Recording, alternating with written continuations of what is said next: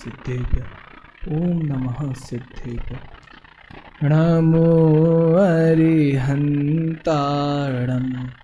नमो सिद्धाणं नमो आयरियाणं नमो अच्छायाणं नमो लोये सवसाहूणम् वन्दितु सर्वसिद्धे धुवमचलमणोभवं गतिं पत्ते वोक्षामि समयपाहुड मृण्मो सुध केवली भणिदं नमः समयसाराय स्वानुभूत्या चकासते चित्स्वभावाय भावाय सर्वभावान्तरच्चिदे।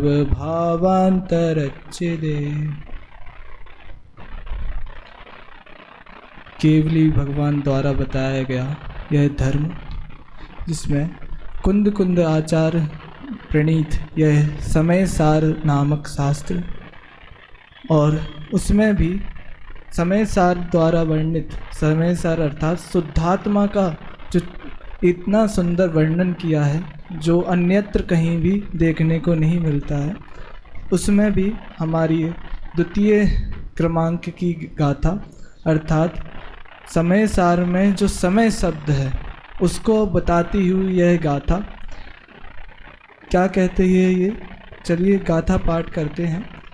जीवो चरित दंसण णाणठिदो तम ही ससमयम जान पोगल कम पदेश ठेदम चतम जान पर समयम। हिंदी पद्यानुवाद।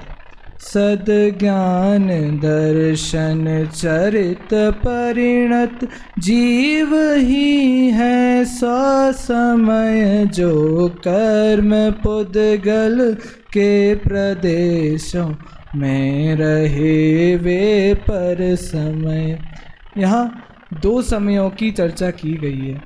यद्यपि आचार्य कुंद कुंद देव को दो समय के भेद करने का यहाँ पर अभिष्ट नहीं है, फिर भी हम जैसे जीवों के लिए अर्थात जो 8वीं गाथा में वर्णित हैं, ऐसे अनार्य अज्ञानी जीवों के लिए यहाँ भेद करके स्पष्ट करते हैं। क्यों करते हैं? क्योंकि उन्हें आगे जाकर इसका निषेध करना है। आप अगली ही गाथा देखेंगे, उसका प्रथम ही उसकी स्थापना करते ही लिखते हैं तत्र अबाध्यते, अर्थात जो मैंने पहले बताया है। एक मिनट इसका पहले देख लेते हैं। तीसरी गाथा में जो शुरू में जो शब्द है उसको देखें। अध्येत बाध्यते, अर्थात जो पिछली गाथा में मैंने स्वसमय और जो पर समय बताया है उसकी बाध्यता करते हैं, अर्थात उसको यहाँ पर नहीं लेंगे। क्यों? क्योंकि पूरे शुद्धात्मा में एक दृष्टि का विषय है और यहाँ प्रमाणभूत जीव द्रव्य का विषय है। इसलिए यहाँ पे इसलिए बताया भेद करके, क्योंकि हमारे दो ने मुख्य माने गए, एक तो निश्चय ने और एक व्यवहार ने। तो व्यवहार ने भेद करके बताता है और निश्चय ने कैसा है कि वह अभेद बताता है। तो पूरे समय सार जी में निश्चय ने कथित जो अभेद शुद्धात्मा है उसकी दृष्टि कराने का प्रयोजन है, और जो द्वितीय गाथा है उसमें भेद करा रहे हैं। भेद करके भी क्या कर रहे हैं, यहाँ पे अभेद तक पहुँचा रहे हैं। इसलिए यह गाथा यहाँ पे अभिष्ट है। चलिए इधर पे हमारी जो टीका है उसकी चर्चा चल रही थी। ऐसे ही वहाँ पे चर्चा चल रही थी कि समय सार जी कुंद कुंद आचार्य देव ने लिखा है। तो उस समय वहाँ पे या कहें कि मनीष जी भाई साहब की कैबिनेट क्लास में, कि वहाँ पे सामने अमृतचंद्र आचार्य बैठे हैं, उमा स्वामी आचार्य बैठे हैं, जितने आचार्य हैं उनके संग में सब बैठे हैं। तो यहाँ पे उन्होंने कथन तो कर दिया कि यह सौ समय है, यह पर समय है, लेकिन कुछ समझ में तो आया नहीं। तो हम सीधे गए आचार्य अमृतचंद्र देव के चरणों में और कहा, ये जो आचार्य कुंद कुंद देव ने पर समय और 100 समय की गाथा बताई है, तो उसमें आप थोड़ा व्याख्या तो करिए, कुछ समझ में तो आया नहीं। तो उन्होंने कहा चलिए मैं करता हूँ। तो उन्होंने सबसे पहले समय शब्द का पूरा अर्थ खोला। ये देखिए इस गाथा में जो टीका है उसमें देखिए 10 नंबर पेज है, उसमें टीका में सबसे नीचे जाइए, उससे ऊपर वाला पैराग्राफ, ऐसा जीव नामक पदार्थ ही समय है। तो ऐसे उन्होंने समय की व्याख्या कर दी। अब समय की तो व्याख्या कर दी, लेकिन अब क्या बता रहे हैं यहाँ पे, जो गाथा में जो दो बातें आई हैं, एक तो 100 समय की और एक पर समय की। तो पहले उन्होंने 100 समय की व्याख्या करी, फिर उसके बाद पर समय की व्याख्या करी। तो ऐसा जरूरी क्यों है, यहाँ पहले तो पर समय की व्याख्या करनी चाहिए थी, और क्योंकि ऊपर पहले पर समय की व्याख्या करते फिर 100 समय की, लेकिन ऐसा क्यों नहीं किया, क्योंकि आचार्य अमृतचंद्र देव को गाथा के अनुसार चलना था। गाथा के अनुसार कैसा, कि गाथा में ऊपर 100 समय दिया है, फिर उसके बाद पर समय दिया है, इसलिए उन्होंने गाथा के अनुसार ही चले। क्योंकि टीकाकार का प्रमुख कर्तव्य होता है कि वो संक्षेप में, पूरे संक्षेप में नहीं, विस्तार में सब चीज़ों का एक साथ वर्णन कर दे। तो यहाँ पे सबसे पहले 100 समय की व्याख्या करी, फिर उसके बाद पर समय की व्याख्या करी। तो कल हमने चर्चा करी थी कि इधर पे सिर्फ 2 लाइनों की चर्चा ही कर पाए थे, कि जब यह समय अर्थात जीव सब पदार्थों का प्रकाशन करने में समर्थ, केवल ज्ञान को उत्पन्न कराने वाली भेद विज्ञान ज्योति के उदय होने से सभी परद्रव्यों से अपनापन तोड़कर।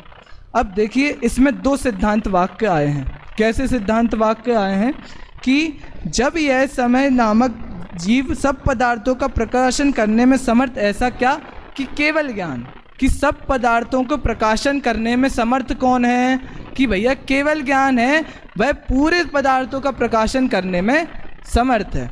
अब वो केवल ज्ञान है, वह प्रकट कैसे होता है, उसमें तो उन्होंने बताया केवल ज्ञान प्रकट होता है भेद विज्ञान ज्योति के उदय होने से।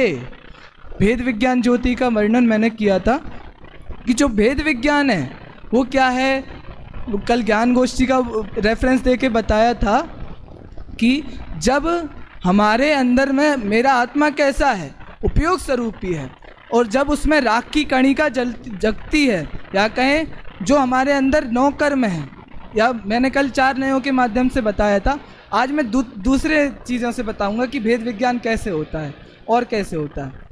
आपने कर्म के 3 भेद पढ़े होंगे, 9 कर्म, द्रव्य कर्म और भाव कर्म। तो सबसे पहले क्या आता है, 9 कर्म।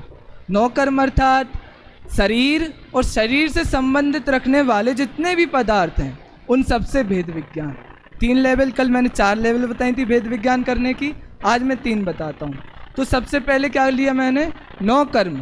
9 कर्म अर्थात यह शरीर और शरीर से संबंधित जितने भी पदार्थ हैं, उन सबसे क्या, कि भेद विज्ञान करना, ये नहीं हूँ मैं और ये मेरे नहीं है, ऐसा प्रति समय भेद विज्ञान करना। चलिए 9 कर्म हो गया। अब दूसरा क्या था, द्रव्य कर्म। द्रव्य कर्म अर्थात जितनी भी वर्गणाएं मेरे से चिपक रही हैं, अर्थात जो मेरे भाव हो रहे हैं, उसके द्वारा जो मेरे अंदर जो कर्म विद्यमान है, जो आत्मा के साथ, कल उदाहरण दिया था हाथ और इसका, तो इधर पे कल राग लिया था, आज ले लीजिए कर्म। तो ये हुई आत्मा और ये हुए कर्म, इनका एक क्षेत्र का संबंध हुआ, तो इस कर्म से भी भेद विज्ञान, और इस कर्म से आने वाले जो भाव हैं, तो उन सब से भी भेद विज्ञान। तो पहला क्या था, 9 कर्म से, द्रव्य कर्म से, और तीसरा भाव कर्म, जितने भी मेरे भाव हो रहे हैं उन सब से भेद विज्ञान। आपने 5 भाव पढ़े होंगे, तो 5 भाव में क्या है, एक होता है औदैहिक भाव। औदैहिक भाव क्या होता है, कि जितने भी हमारे कर्म के उदय से भाव हो रहे हैं, कर्म के उदय सापेक्ष जो भाव हैं, वो कैसे हैं, औदैहिक भाव हैं। तो औदैहिक भावों से भी भेद विज्ञान। एक बहुत सुंदर पंक्ति आती है जो कारण परमात्मा को दर्शाती है, अर्थात जैसे ही केवल ज्ञान प्रकट होगा तो किससे होगा, इसी आत्मा से होगा। तो कैसे होगा, तो कारण परमात्मा के आश्रय से। कारण परमात्मा के आश्रय से जब केवल ज्ञान प्रकट होगा, तो अनंत ज्ञान भी उसी से प्रकट होगा, अनंत दर्शन भी उसी से प्रकट होगा, अनंत सुख भी उसी से प्रकट होगा, और अनंत वीर भी उसी से प्रकट होगा। कैसे प्रकट होगा, तो देखिए एक पंक्ति सुनिएगा, माला तो बहुत जपी अब तक, अब निज में निज का ध्यान करूं, कारण परमात्मा अब भी हूँ, पर्याय में प्रभुता प्रकट करूं। अर्थात कारण परमात्मा अभी हूँ, बाद में हूँगा ऐसा नहीं। कारण परमात्मा अभी हूँ और अभी प्रभुता प्रकट कर सकता हूँ, ऐसी शक्ति हमारे अंदर विद्यमान है।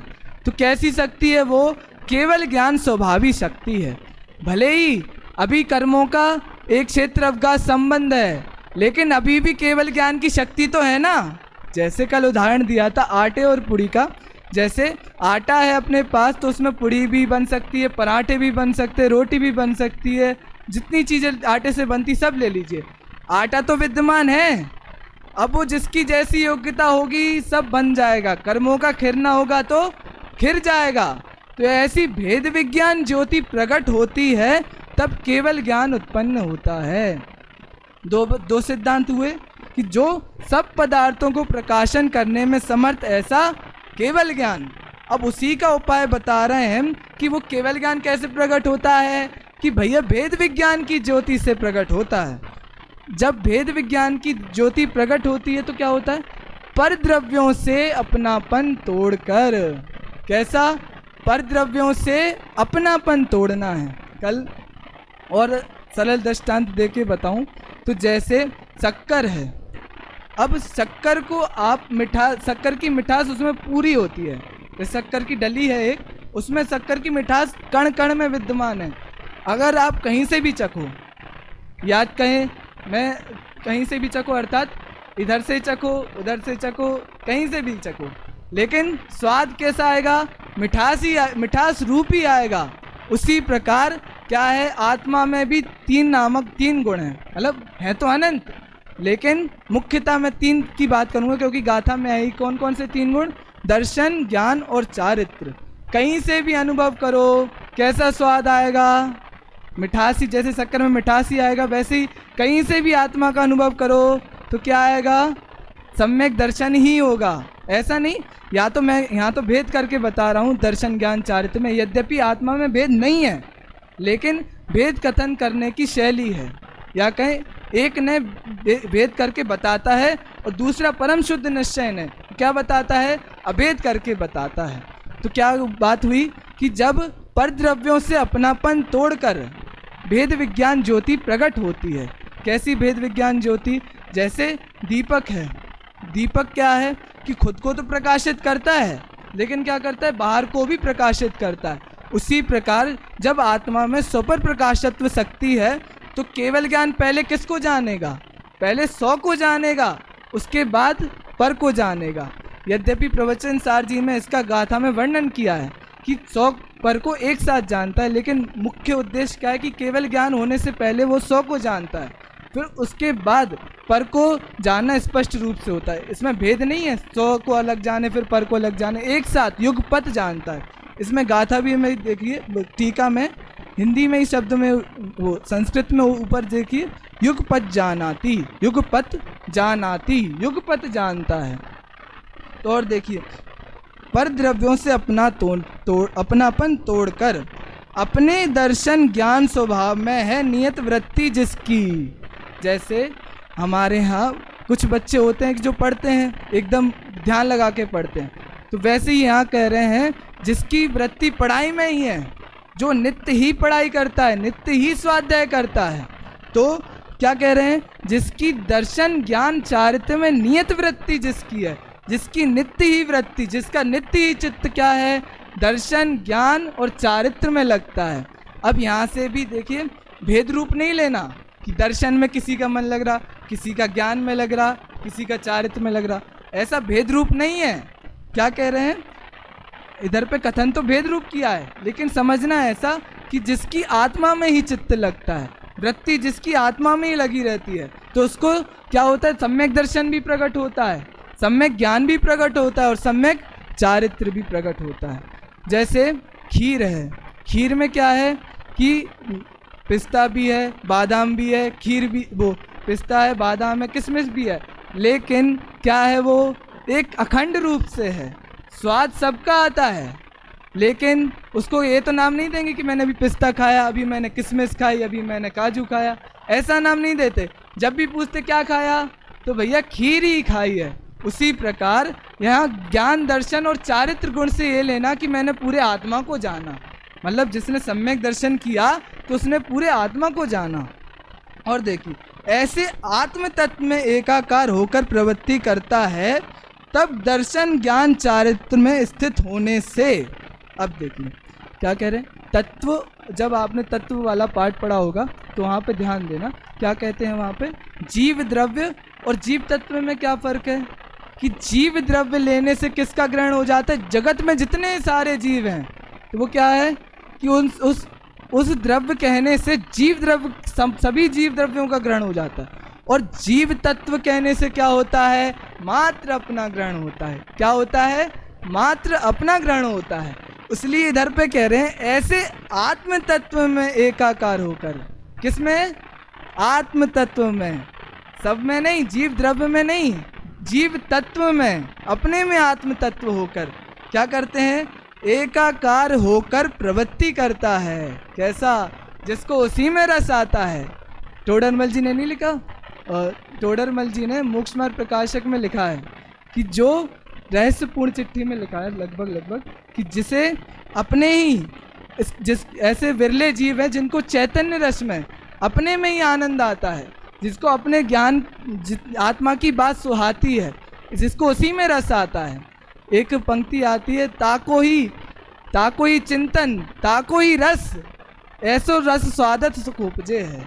मतलब उसी का ही नित्य चिंतन, उसी का ही नित्य रस जिसको आता है उसको सुख उपजाता ही है। क्यों उपजाता है, क्योंकि कारण इधर विद्यमान है। कहाँ पे विद्यमान है, यहाँ पे नहीं, यहाँ विद्यमान है, मेरे अंदर विद्यमान है। इसलिए कारण यहाँ पे विद्यमान होने के कारण यहीं से सुख उत्पन्न होगा। और देखिए एकाकार होकर प्रवृत्ति करता है, तब दर्शन ज्ञान चारित्र में स्थित होने से अपने स्वरूप को एकत्व रूप से एक ही समय में जानता तथा परिणमता हुआ सौ समय कहलाता है। क्या कह रहे, जब दर्शन ज्ञान चारित्र में स्थित हुआ तो अपने स्वरूप में भी एकाग्र हुआ, और अपने स्वरूप में एकाग्र होने से पर से तो एकत्व छूटा, द्रव्य कर्म से, भाव कर, नौ कर्म से एकत्व छूटा। तो जब एकत्व छूटा तो कहाँ लगेगा, आत्मा में लगेगा, और कहीं तो लगेगा नहीं। यदि बाहर लगे तो फिर तुम पर समय कहलाए, तो वो तो 100 समय कहलाएगा ही नहीं। तो कहाँ लगा एकत्व, आत्मा में लगा। और आत्मा में लगे हुए एकत्व रूप से एक ही समय में जानता हुआ तथा परिणमता हुआ, वह कैसा कहलाता है, 100 समय। कैसा कहलाता है, 100 समय कहलाता है। चलिए ये तो हो गई चर्चा 100 समय की। अब पर समय की चर्चा आती है। तो पर समय जीव क्या पढ़ा था हमने, जो पुद्गल के जो कर्म प्रदेशों में स्थित, पुद्गल के कर्म प्रदेशों में जो स्थित है वो क्या है, पर समय है। तो कल क्या लिया था हमने वहाँ पे कि जो पुद्गल कर्म के प्रदेशों में स्थित क्या है, कि जो मोह राग देश में स्थित है, मोह राग और द्वेष में स्थित है, वह पर समय है। तो देखिए मोक्ष मार्ग प्रकाशक में लिखा है कि पर समय 100 समय कौन है, मतलब वहाँ पे स्पष्ट शब्दों में तो नहीं लिखा, लेकिन जब चौथे अधिकार में लगभग पेज नंबर है 74, उसमें जब प्रयोजन और अप्रयोजन भूत तत्व की चर्चा करी तो उसके सेकंड पैराग्राफ में ही लाइन लिखी कि जो अपने पर जो आप हैं उसको पर में मिला दें। मतलब एक तो 7वें अधिकार में लिखा, दूसरा लिखा है जो अप्रयोजन भूत तत्व में कि जो आपको पर रूप जाने और पर को अपने रूप जाने। तो ये आपकी भूल है, और यही पर समय है, और यही मोह राग द्वेष में स्थित होता है। और दूसरी व्याख्या मिली 7वें अधिकार के, जब जीव तत्व संबंधी का अन्यथा रूप लिखा, लगभग 225वें पेज नंबर पे है। तो उसमें लिखा कि जब अपना जो पर का अंश अपने में ना मिलाना और अपना अंश पर में ना मिलाना, वो सच्चा जीव तत्व का श्रद्धान है। और पर समय रत जीव क्या करता है, अपना अंश पर में मिला देता है और पर का अंश अपने में मिला देता है। ये सबसे बड़ी पर समय की भूल है। चलिए एक कथन तो ये हो गया। अब इससे हमें ये पता चला कि जब भी जीव अपने को पर रूप अनुभव करता है, पर रूप अर्थात कि द्रव्य कर्म, भाव कर्म और नौ कर्म रूप अनुभव करता है, तब कैसा होता है? यह जीव पर समयरत होता है। चलो ये तो बात हो गई इसकी। अब गुण स्थानों की अपेक्षा देखते हैं। गुण स्थानों में आपने तो देखी, कल मैंने व्याख्या करी थी कि जो अरिहंत भगवान है वो भी स्वसमयरत कहलाते। किसके आधार से करी थी? रयण सार जी के 194 नंबर श्लोक के आधार पर। तो उसमें क्या था कि जो बहिरात्मा और अंतरात्मा है वो कैसे हैं? पर समय। और जो स्वसमय कौन है? जो कर्म पद पुद्गल के प्रदेशों में स्थित हैं। तो ऐसे अरिहंत भगवान भी आ जाते। लेकिन कुंद आचार्य ने वहाँ किया कि जो परमात्मा है वो स्वसमय है। तो परमात्मा में दो जीवों का ग्रहण होता है। कौन कौन?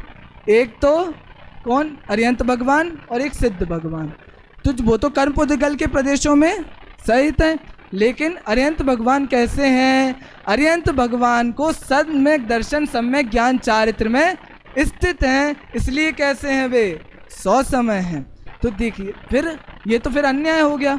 अब जो चतुर्थ गुण स्थान वर्ती जीव है और चतुर्थ गुण स्थान से लेकर के 12वें गुण स्थान तक जीव, वो कैसे कहलाएंगे? फिर पर समय कहलाएंगे। लेकिन इसको स्पष्ट किया है दादा ने।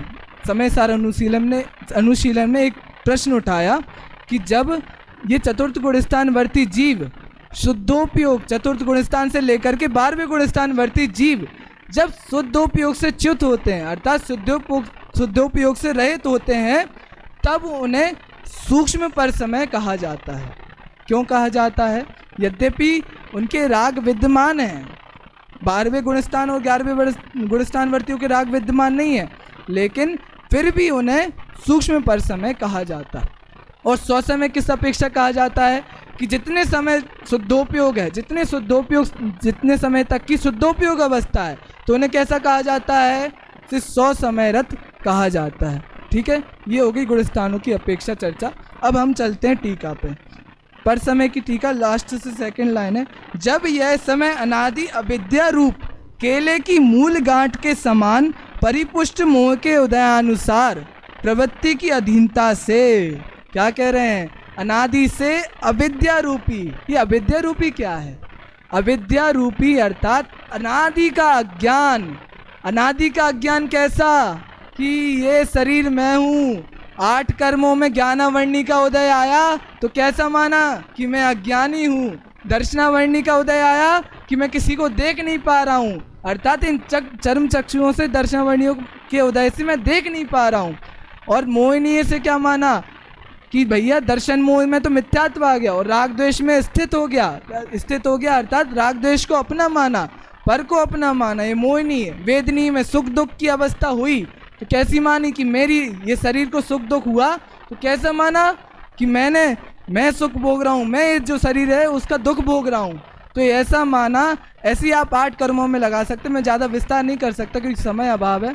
तो ऐसा माना, यही अज्ञान है, यही अविद्या है जो कब से चली आ रही है? अनादि से चली आ रही है। टोडरमल जी ने तो 7वें अधिकार में ग्रहित मिथ्यात्व का वर्णन किया कि जब शास्त्रों को भी पढ़ कर के क्या कर लेता है? ये ग्रहित मिथ्यात्व कर लेता है। क्यों कर लेता है? क्योंकि अनादि का मोह पुष्ट है शास्त्रों से भी। वह बात अपनी क्या निकाल लेता है? अपना ही अज्ञान को पुष्ट कर लेता है। इसलिए यहाँ पे लिखा केले के मूल की गांठ के समान।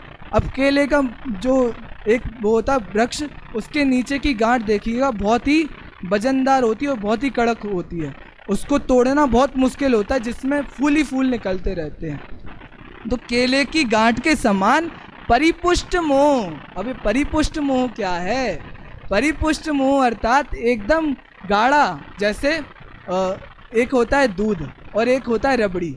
अब दूध को क्या करते हैं? घोटते जाओ तो क्या हो जाता है? गाढ़ा हो जाता है और रबड़ी बन जाती है। तो उसी प्रकार ये मोह कैसा हुआ है? परिपुष्ट हो गया है, एकदम गाढ़ापना। परिपुष्ट मोह के उदयानुसार प्रवृत्ति की अधीनता से दर्शन ज्ञान स्वभाव में नियत वृत्ति रूप आत्म तत्व से अपनापन तोड़कर पर द्रव्य के निमित्त से मोह राग द्वेष आदि भावों में एकता रूप से लीन होकर, अर्थात देखिए एक पुरुषार्थ सिद्धि उपाय में शब्द आया है अभिरमण और एक होता है परिरमण। अब परिरमण अर्थात होता है उससे 0% बंद होता है, जितना भी परिणमन हो रहा है उससे 0% बंद, और एक अभिरमण होता है जिससे 100% बंद होता है। अब ये अभिरमण क्या है? अभिरमण अर्थात आसक्ति, और आसक्ति से जितना बंद होता है उतना परिणमन से नहीं होता। मतलब परिणमन से तो बिल्कुल नहीं होता, लेकिन आसक्ति जितनी होगी उतना बंद होगा। अब मैं आपको एक दृष्टांत से इसको बता दूंगा। जैसे तंदुल मत्स्य का नाम सुना होगा। अब तंदुल मत्स्य क्या करता है? मांस तो खाता नहीं है, मांस तो जो उसका जो मगरमच्छ है वो खाता है, जिसमें वो रहता है, जो उसका जो मुंह रहता है उसमें खाता है। लेकिन वो क्या मानता है कि मैं इस मांस को खा रहा हूँ और ये मांस मुझे मिल जाए, मुझे मिल जाए। तो किसका परिणाम का फल हुआ? ये अभिरमण रूप परिणाम का फल हुआ। और वो सीधे अपनी तंदुल मत्स्य की पर्याय को छोड़ करके सीधे 7वें नरक में जाता है। तो ये किसके कारण हुआ? परिपुष्ट मोह के कारण। अनादि का जो मिथ्यात्व चला आ रहा है, जो आसक्ति चली आ रही है, उसके कारण यह नरक में गया। तो यही बात कर रहे हैं कि इसने क्या किया? दर्शन स्वभाव, दर्शन ज्ञान स्वभाव में नियत वृत्ति रूप आत्म तत्व से अपनापन तोड़कर क्या करा? पर द्रव्यों में, पर द्रव्यों के निमित्त से अर्थात यहाँ की अपनी उपादानगत योग्यता से और पर द्रव्यों का संयोग मिलने से उत्पन्न मोह राग द्वेष भावों में एकता रूप से लीन होकर प्रवृत्त होता है, एकता रूप से प्रवृत्त होता है। तब पुद्गल कर्म के प्रदेशों में स्थित होने से युगपत ही पर में एकाकार होकर जानता और परिणमता हुआ पर समय कहलाता है। पुद्गल कर्म के प्रदेशों में ऐसे स्थित हुआ, मोह राग द्वेष आदि भाव में अपने आत्मा से अपनापन तोड़ दिया और किससे एकत्व किया? मोह राग द्वेष आदि भावों से एकत्व किया। इसलिए इस कारण से पुद्गल कर्मों के प्रदेशों में स्थित हुआ और स्थित होने से युगपत ही पर में एकाकार होकर जानता भी है और परिणमता भी है। आप इसकी टीका देखेंगे समय शब्द की, तो समय शब्द इसी 10वें पेज नंबर पे नीचे ही समय शब्द से किससे लिया था? सम उपसर्ग पूर्वक अय धातु से। और अय धातु क्या थी? कि जो अय धातु कैसी है कि जो गमनार्थक भी है और जानने के रूप में भी उसका प्रयोग किया जाता है। तो उस अय धातु का यहाँ भी प्रयोग किया गया है। कैसा? पर में एकाकार रूप होकर जानता भी है और परिणमता भी है। तो क्या किया? तो उससे क्या हुआ? पर समय हुआ। ठीक है, तो ये इस प्रकार ये द्विविधपना हो गया कि एक तो हो गया 100 और ये एक पर। तो उसी को बताते हुए कहते हैं, इस प्रकार इस पूरी गाथा का उपसंहार करते हुए कहते हैं, इस प्रकार इस समय की जो इस समय अर्थात जीव की 100 समय और पर समय यह द्विविधता प्रकट होती है। कैसे प्रकट होती है? जो सम्यक दर्शन ज्ञान चारित्र में स्थित है वो 100 समय, और जो पुद्गल कर्म के प्रदेशों में स्थित है वो पर समय। इस प्रकार ये द्विविधता प्रकट होती है। अब ये पूरी गाथा का उपसंहार तो हो गया, लेकिन मुझे बस एक दादा का जो लास्ट में जो पैराग्राफ है उसको बात करके अपनी पूरी बात खत्म करूँगा। देखिए क्या कहते हैं लास्ट पैराग्राफ में, 100 समय उपादेय है, पर समय हे है, समय गे है, और समय सार कैसा है? ध्येय है। समय सार रूप ध्येय के ज्ञान श्रद्धान और ध्यान से यह समय 100 समय बनता है, और समय सार के ज्ञान श्रद्धान के अभाव में मोह राग द्वेष परिणत होकर पर समय बनता है। अतः समय सार रूप शुद्धात्मा को समझकर उसमें अपनापन स्थापित करना, उसका ही ध्यान करना परम कर्तव्य है। क्या कर्तव्य है? कि 100 समय को ध्याना और पर समय को छोड़ना, यही हमारा मूल कर्तव्य है। और समय सार कैसा है? मेरा समय सार, समय सार अर्थात यहाँ लेना है शुद्धात्मा कैसा है? ध्येय है। इस प्रकार 100 समय और पर समय की व्याख्या पूरी होती है। एक और उदाहरण से आपको बात खत्म करूँगा कि एक जो लास्ट अभी समय सार जी की गाथा की 306 और 307 भी चल रही है, उसमें जो अमृत चंद्र आचार्य ने 188वां कलश लिखा, उसका अर्थ देख के क्या लिखा कि जो आत्मा रूपी स्तंभ से जो बंधा हुआ जीव है वो कैसा है? निरपराधी है। और आत्मा रूपी स्तंभ से जो रहित है वो कैसा है? अपराधी है। वैसे ही यहाँ पे समझना, जो भी जीव आत्मा रूपी स्तंभ से बना है वो कैसा है? 100 समय है, और जो भी आत्मा रूपी स्तंभ से रहित है वे कैसा है? पर समय है। इस प्रकार हमारी भी वृत्ति सौ समय रूप हो और पर समय रूप ना हो, इस प्रकार मेरी भावना से इस वाणी को विराम देती हूँ।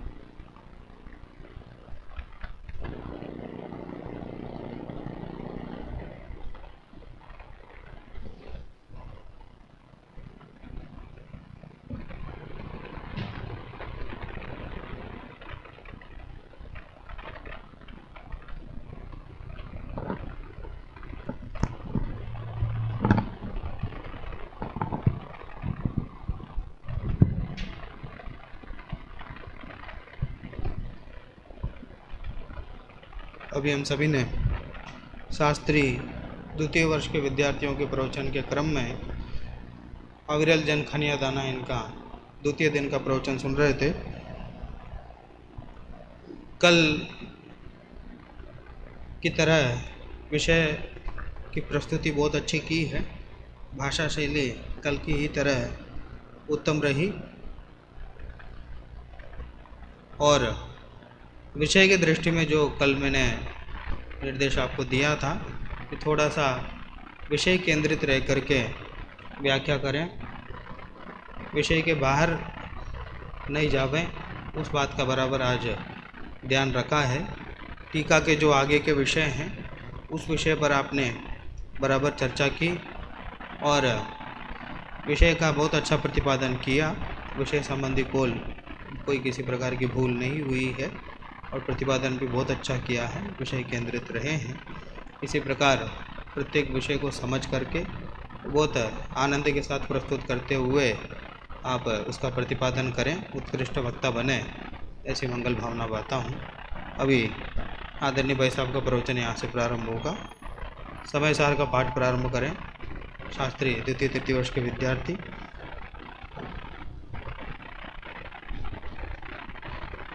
और